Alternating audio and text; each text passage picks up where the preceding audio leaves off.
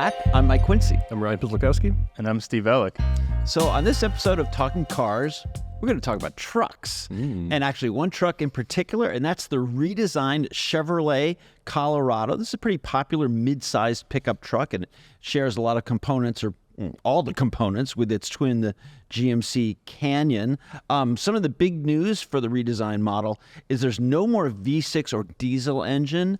Particularly sad to see the demise of the diesel, because that was a great highway cruiser. So unfortunately, that's the story here. So the lone powertrain is a turbocharged 4-cylinder, and the horsepower ratings actually depend on the trim line. All models come standard with forward collision warning, automatic emergency braking with pedestrian detection, lane keeping assist, and lane departure warning. So that is definitely the good news. The downside is adaptive cruise control, blind spot warning, and rear cross traffic warning are optional, but at least they're optional. So yes, that's something positive. We bought a mid-trim 4-wheel drive LT model. Our truck's 2.7-liter turbo 4-cylinder, puts out 310 horsepower, 390 pound-feet of torque, and has a 7,700-pound max tow capacity. And it's matched with an 8-speed automatic transmission. The EPA estimates are 19 miles per gallon overall, but of course we will be doing our own test here at Consumer Reports. We added a bunch of options, the LT convenience package, both 1 and 2. We spent about $41,070 on our truck, so it's fairly well equipped. But now let's get down to where the rubber meets the road, and that's why we have Ryan and Steve here. And Ryan, let's start with you. What did you think driving the new Colorado? Well, I'll be honest with you, I was thoroughly impressed with it. I think it's a major improvement over the last one. Handling, I thought, was pretty good. I mean, it's got a nice steering feel to it. It's not too heavy, not too light, the weight itself. And it turns in well. It doesn't have too much body roll. It rides really well. I was actually surprised by that. Really well, meaning better than the last one. But I totally agree. Down the back road here with the dirt road back here to get to work the way I go, and you get those washboard situations where it starts to really rattle the trucks apart. And it really didn't do that that bad. Even without weight in the bed. Yeah, even without the weight in the bed. It doesn't like nice. Lumber around like some trucks do. It really is pretty tight. That chatter. Yeah, right. At least I not for me that time. So, but in general, I thought it rode pretty well. I fit in it pretty well. It's just an easy truck to get in and go. Obviously, it's grown because all these trucks are bigger than they were. I mean, this is like the size of a truck probably 15, 20 years ago, right? A full-size truck, right? It is, and it feels like it. You sit in it, and the hood is like nice and high and tall. It feels like you're in a full-size truck. Yeah. Which some of those, like the Tacoma, I always felt like I was sitting on the floor, and then I'm a taller guy. So this has a more of a proper upright seating position, which I really appreciate. And the motor, I think, got decent power. You have to kind of wind it up to get that power out of it. And it's not the silkiest, smoothest powertrain, but I think it's pretty good. Right. Yeah. And it ships pretty well too. Yeah. And we talked about the size of this, quote unquote mid-sized truck is almost the size of bigger trucks years ago. I also remember when an F-150 cost about $41,000 as well. So everything is getting bigger and more expensive. So Steve, did you had some time to spend in it? Like, did you put like child safety seats in the back and all that stuff? I did, yeah. I mean, I like the truck. The car seats, I have 2 of them. I put them in the back, and they fit quite well back there. Without the running boards, it was a little difficult strapping the kids in, but I'd prefer if there were running boards on it, but otherwise, just because it's a little tall and it's so you'd stand a on those to kind of reach exactly. in. It's a little difficult to get in and access. But overall, this is just like a pretty basic truck. I didn't expect too much from it based on what it is, and it delivered on that. I mean, it really just did everything pretty well. The fit and finish is cheap, but it's okay for the class. It felt like a truck, right? Yeah. The seats are basic, but they work. You can get in and out of them. They're pretty comfortable. Yeah, I agree. Mm-hmm. And one of the things that we've made note of in the logbook is the 4-wheel drive system. It can remain in 4-wheel drive the whole time, because a lot of old school trucks, it was always a part-time system. You had to engage it and stuff like that. So that's pretty good to have that traction where you need it. And we were talking about the ride. It is a basic leaf spring rear suspension. So it's almost like General Motors can take sort of an elemental engineering aspect like a leaf spring and still produce a decent ride, don't you think? It's surprising. It was a good ride for Yeah, and it's still a truck. I mean, it tows. I think you said it tows 7,000 pounds. 77. That's like a truck that most people probably don't need more than that, right? I mean, that's pretty good. Right, and in Consumer Reports, one of the things that I'm always asked is, how do you decide who drives the trucks and stuff or who drives the cars, and when what do you do with the cars when you're done testing them? That's the most frequently asked question I ever get. So I know that we all kind of have a moment of silence when we have to sell trucks that are in our test fleet. As much of car people that we are, and I know that you guys like fine handling German sedans, German sports cars like Mr. Audi, Mr. BMW here. But these pickup trucks get signed out every weekend. They're the most sought after. They're so useful. They are the most sought after. And we always get almost always have a crew cab. So it's like a family vehicle with a bed, right? Right. They're the most practical vehicle in the fleet sometimes, And the people that we work with here at Consumer Reports Test Track, they live in houses, they live in condos, they live in apartments. But yet, they're always like, well, I'm going to meet a buddy to go mountain biking, so I need a truck. I got to go Home Depot and buy some lumber. I got to go to the garden center, get some mulch. And so it's like the trucks are not just a commercial use. Obviously, we're finding that the trucks can be a family vehicle. Yeah. And so it's nice to have like another variation that isn't a huge hulking, half-ton, Ram 1500, Ford F-150, Silverado, something smaller. Right. And I do love it for that reason. You bring up, we live in houses. I mean, I put this thing in my garage and it was no problem. And it fits. Yeah, it fits. Wow. A Ford F-150 now, a Silverado, I mean, I can fit it in the garage, but it's just barely. I'm not really getting around it. Right. Yeah, so you can barely get out of it. Yeah. Well, your kids are young enough that they haven't taken over your garage. My 24-year-old son it's car projects, and I don't have a garage anymore, so there's really no testing whether or not it fits in the Quincy household because they're all outside. I have to say I spent some time driving our Colorado a lot on the highway, and I really missed having blind spot warning because our truck does not have it. Yeah, that's become one of those features for me, at least, that like I'm so used to having that when it's not there, it really sticks out to me. Yep. It's bothersome. Yeah, and I have gotten used to it. But certainly with a truck, you don't have the visibility that you're getting in something like a Honda Accord or a Toyota, a Subaru Forester or something like that with good visibility all around. So that was definitely something that jumped out at me in a startling way on the highway because I thought, well, why isn't the blind spot warning light coming on? Because we don't have it. Another thing that our truck does not have is adaptive cruise control. Now, I'm a big fan. I use it all the time.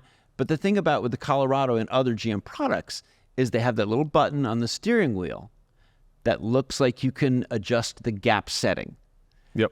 And it's very, maybe I should have, read our window sticker of our truck, but to realize that it doesn't have adaptive cruise. But that was also another startling thing. I'm cruising along the highway, cruise controls. And I was like, I'm getting a little close to the person in front of me, and I hit the and it's not there. I didn't notice that, but I didn't either. That's probably because I don't use adaptive cruise that much. I don't. I'm just not partial to it. It's one of the things that that we have criticized General Motors over because they use the same button on the steering wheel near cruise control, whether it has adaptive or not. Right. And the experts that we work here that study controls and usability have said, this is a problem. It certainly was a little bit of a problem for me. Certainly an eye opener. And so that that's one of the downfalls of the design of the Colorado's controls. And Steve, what were your impressions of that? Well, otherwise the controls are pretty easy to use. I mean, the screen is that logical GM layout that you see everywhere else, and it's pretty easy to use overall. Yeah, I agree. A normal shifter. And a decent amount of usable space in the center console, places to put phones, easy to grasp cup holders and other storage spots like that. So it is certainly a useful interior. Did you guys find, I found it to be loud, pretty loud, especially on the highway. Road noise, wind noise, it's a noise loud everywhere. truck. And then the engine, when you wind it up, which if you're merging onto the highway or something, you're winding it up a bit. It gets kind of loud. Yeah. Which it is a truck. And it's not the fit and finish and just the vehicle that it is. You don't expect it to be completely quiet, but it's pretty loud. Right. I thought noticeably so. Yeah. And we've either tested higher end trucks, or we have rented from manufacturers high end trim lines. This is a very basic kind of model, kind of mainstream, which is usually the protocols that we do here at Consumer Reports. We try to test the trim line that most people buy, and so in the Colorado's case, that's the LT model. And a number of years ago, I think I was writing a story of it was either the Tacoma or the last Colorado, and my opening line to the story was, "The world needs more small trucks." Okay, and you look at other countries, and small trucks are everywhere. Right. Certainly in places like Japan, where the roads are narrow, parking's a premium, gas expensive, they have a lot of small trucks. Yeah. And so, the question, I guess, is, does everyone need a full-size truck? Well, no, probably not, right? Just the numbers, what this thing can do, they're claiming it can do, towing and all that stuff, probably not. I mean, it's plenty of a truck. However, when you open the back seat or the back door of an F-150 or even a Colorado 1500 or a Silverado 1500, the crew cab, it's hard to deny all that extra space. I mean, it's enormous, right? Right. The back of this is comfortable. It's decent, but I mean, I can sit in the back of the Silverado or F-150 and my knees aren't even close to the seat. Exactly. Yeah. So there's a ton more room. Yeah, because it's a lot bigger. But where do you sacrifice? Where do you draw the line? Do you want, to have a trouble parking it, or you want all the extra space? Yeah, it depends on what you need. I mean, and then there's the Ford Maverick size. Maybe Right. Chevy. Yeah. Maybe this is one that's grown so much because they're going to introduce something like that in the future. Who knows? But Right. yeah, there's almost like a need for every size truck. It depends on I think what you're doing with it. I think a price point thing too. Full size truck today is getting up there in price, 60, right? 70, 80. And when you mentioned the price of this earlier, it's like around 40,000. My first thought, and it's kind of sad, is that's actually not that much money by today's standards. It's a ton of money, don't get me wrong, but still, everything else is $50,000-$60,000, right? Right. So if there's enough of a gap there, and it makes sense that you can get away with just this size truck, I think it makes sense. All right. Well, Ford has had a lot of success with their Ranger and their smaller Maverick, and certainly in Consumer Reports testing the Maverick hybrid blew us all away.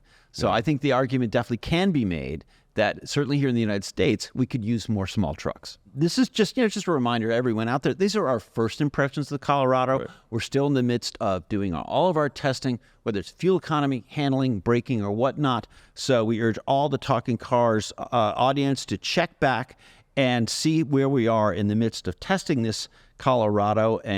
But we are all rejoicing every time we get a new pickup truck here at the track.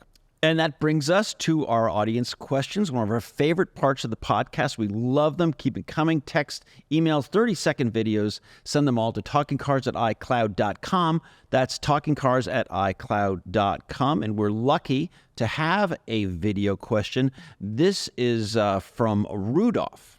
Hey, Talking Cars. I'm a big fan of your show, and I have a twofold question about tires. I've been thinking about buying an electric car in the next couple of years or so. And so far, I've been able to drive my regular Toyota Camry with all-season tires through the winters in Michigan without any problems. I've noticed a lot of basic electric cars come with a rear-wheel drive setup. And will I be still able to drive with just my all-season tires, or I'll need a designated winter tire? And my second question, I've been reading a lot that electric cars require frequent tire changes. Every 10 to 15,000 miles, the tires just get all chewed up, and because of the high torque and heavy weight. And are there any electric cars which are more friendly towards tire wear? Thanks for the great show. Well, Rudolph, you're lucky because we have Ryan here. He is not only our tire guy, he's becoming our EV tire guy as this market is evolving in the tire industry, and you're certainly in tune with that. What do you have for Rudolph? Rear-wheel drive on any vehicle in winter conditions can be a little more tricky to drive. One of my first cars were old BMWs, rear-wheel drive BMWs, and I put snow tires on them and throw a bag of sand, tube sand in the trunk to get a little extra weight.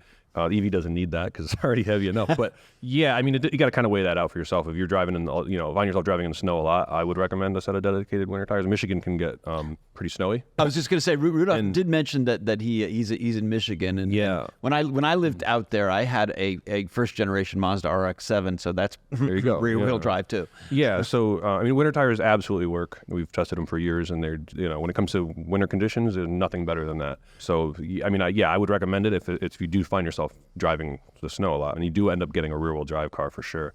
At a minimum, some all weather tires. I think I can tell in the video those are Michelin Cross Climates on that car. I think. Tire nerd. With those can work too, depending on how much you. Steve, we're in the midst of true genius here. just a little bit of clip of Rudolph's video, and he can identify the tire. I have good eyes. What was the date code that it was produced on? I was kidding. As to his comments to EV tire wear, I don't have any specific data that suggests there's a certain car that would not wear tires out as fast. But to his point, extra weight, the torque, instant torque of a electric car has been wearing tires out faster for sure. So if you take away the things that are adding the tire wear, which is weight and torque, getting back to a normal car, then you're gonna have maybe a vehicle that doesn't wear them out quickly. So with that, I would say find the lowest power EV you could find. Okay. Something like the Bolt or a Nero EV, the Leaf. All these cars are under 4,000 pounds, right around 35, somewhere in the middle there, give or take, and less power. Because the harder you step on the gas pedal, the quicker you're spinning those tires up. You're going to scrub them. You're going to scrub the rubber off, and if the weight isn't there, you're helping yourself again. So that's what I would lean towards. I mean, when you go to tire conferences and you meet with tire manufacturers, I'm sure the talk is, well, okay, we've got a whole new type of vehicle here with EVs, and there are different weights and different torque and all that stuff. Now, in the past, tire manufacturers could just produce like replacement tires for mainstream vehicles. Right. But you can't just take a tire, for example, that was designed for a Honda Accord and throw it on any EV.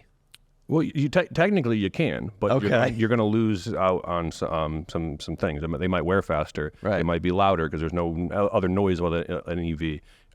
Your performance itself might vary. You might lose some range, which is important. Yeah. Good point. Very important. Yeah, your rolling resistance. The tires, how easy the tire rolls, and that's directly related to your efficiency. So that's why, and they're building tires now for replacement EVs. EV tire replacements, and the tires that come on the car are technically EV tires of some sort. So they're touting low rolling resistance and quieter. They'll put foam inside the tire to keep the cavity noise down, stuff like that. So yeah, it's an evolving thing for sure, and we'll be watching it. I mean, part of the decision-making process that goes into buying a car, sometimes it's, does the car require premium fuel? But the other part of the equation might be, how much is it going to cost to replace these tires? If you're not driving just a regular mainstream car, right? Yeah, and so that's another thing too. Is when he goes to buy an EV, take a look at the wheel size, because a lot of these do come with a big fancy wheel, 20-inch wheel or something. And we've seen the bigger the wheel and the less rubber sidewall there is, the tires are more expensive. It's just what it is. And tires aren't like shoes; they change by size. The price changes by size. So. Excellent. Okay. Well, Rudolph, we hope you getting the answers that you're looking for, and let us know what you come up with. Our next question is William from Los Angeles, who writes, would most of the CR top picks on Toyota still be top picks if Toyota's reliability was just okay? I wonder about Toyota's stellar reliability. Are they still great cars worthy of recommendations? Looking forward to your great insight as usual. Well, a great insight is definitely going to be coming from Steve Ellick, who studies this stuff. And this was kind of an interesting question. It's a great question. I mean, would Toyota still be as good without its massive competitive advantage of how reliable it is? Well, they do have a lot of safety features, so that's as a requirement. Standard safety features, that's a requirement for top picks. Mm-hmm. So they would still probably get a couple there. It is hard to say how this would change because there are so many variables that play into the overall score. There's the road test score, reliability, owner satisfaction, and safety. I think Toyota in general would still be quite decent, even if it did lose reliability a little bit. For example, in our brand rankings, they were 9th place with an overall score of 77 on average for the brand. and the road test score was 78. So that's still pretty good on average for the Toyota brand. Now, if you look at a brand slightly behind that, maybe in mid-pack, Buick has a road test score of 76.